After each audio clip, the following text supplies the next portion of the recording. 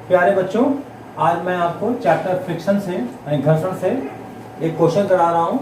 Question दिया गया बेटा, संलग्न चित्र में गुटकों ए व बी के द्रव्यमान क्रमशः 10 किग्रा व 5 किग्रा है। गुटके सी का वह न्यूनतम द्रव्यमान ज्ञात कीजिए जो कि ए को फिसलने से रोक ले। ए तथा मेज के बीच स्थैतिक घर्षण गुणांक दिया गया तुमको बेटा। सबसे पहला चीज बेटा ये है, माना गुटके ए बी व सी का द्रव्यमान क्रमशः M1, M2 व M3 है। ये हमारे बेटा द्रव्यमान सपोज कर लिए हैं। जो M3 हमारा है वह न्यूनतम द्रव्यमान है जो निकालना है हमको। अब बेटा इस डायग्राम में अगर देखें, थोड़ा सा हम डायग्राम को मॉडिफाई कर रहे हैं। ये तो क्वेश्चन का डायग्राम दिया गया, लेकिन इसके आधार पर हम डायग्राम को बदल रहे हैं।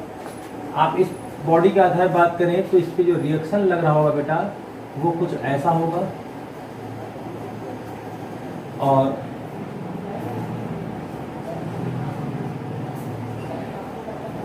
पूरी बॉडी का मास यहाँ पे है, तो यहाँ पर आपका M1 प्लस आपका दूसरा द्रव्यमान M3 है। ये नीचे क्यों काम करेगा, और ये एक के ऊपर एक रखे हुए हैं और बताया गया है कि न्यूनतम द्रव्यमान है, इससे वो रुके। उस अवस्था में ये सब व्यवस्था जो है स्थिर अवस्था में है।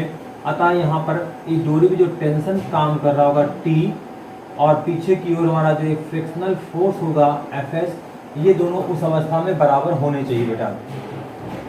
तो अब ऐसी अवस्था में यहाँ पर दिया है T बराबर Fs दिया गया है और R बराबर इतना है बेटा। तो हम जानते हैं कि Fs बराबर होता है μs इंटू R, और यहाँ जो R है बेटा आपको देख रहे हैं R बराबर है हमारे पास M1 plus M3 into G।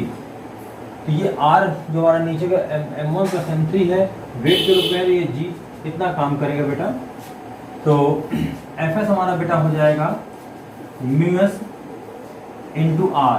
R means M1 plus M3 into G।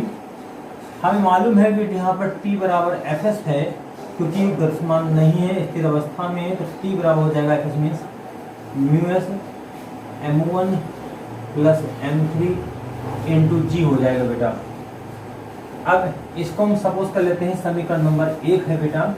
दूसरा, ये जो डोरी से बंधा है दूसरा द्रव्यमान हमारा MB है, M2 द्रव्यमान का है, इस पे तनाव डोरी वही है तो तनाव भी समान होगा बेटा।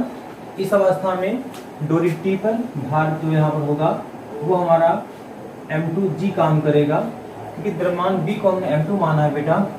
तो T बराबर हो जाएगा बेटा M2G। इसको समीकरण नंबर 2 मान लेंगे बेटा। अब समीकरण 1 व 2 से, समीकरण 1 व 2 से T बन जाएगा M2G बराबर μs M1 plus M3 into G। G से G कट गया बेटा, तो आपको मिल जाएगा यहाँ पर M2 बराबर μs M1 प्लस M3। अब हमारे पास मान दिए गए बेटा 10 किग्रा व 5 किग्रा। A का 10 किग्रा है और B का 5 किग्रा है। इसका A माने ये M1 हमारा दिया गया है बेटा, M1 हमारा दिया है 10 किग्रा, और M2 हमारा दिया गया है 5 किग्रा दिया गया है, और M3 हमको ज्ञात करना है यहाँ पर बेटा। तो वैल्यू रख दीजिए इसमें बेटा। तो ये बन जाएगा M2 हमारा है 5, μs हमको दिया गया है 0.2, और M1 हमारा है 10 kg, M3 हमारा अज्ञात है। तो 5 is equal to 0.2 into 10 plus 0.2 into M3।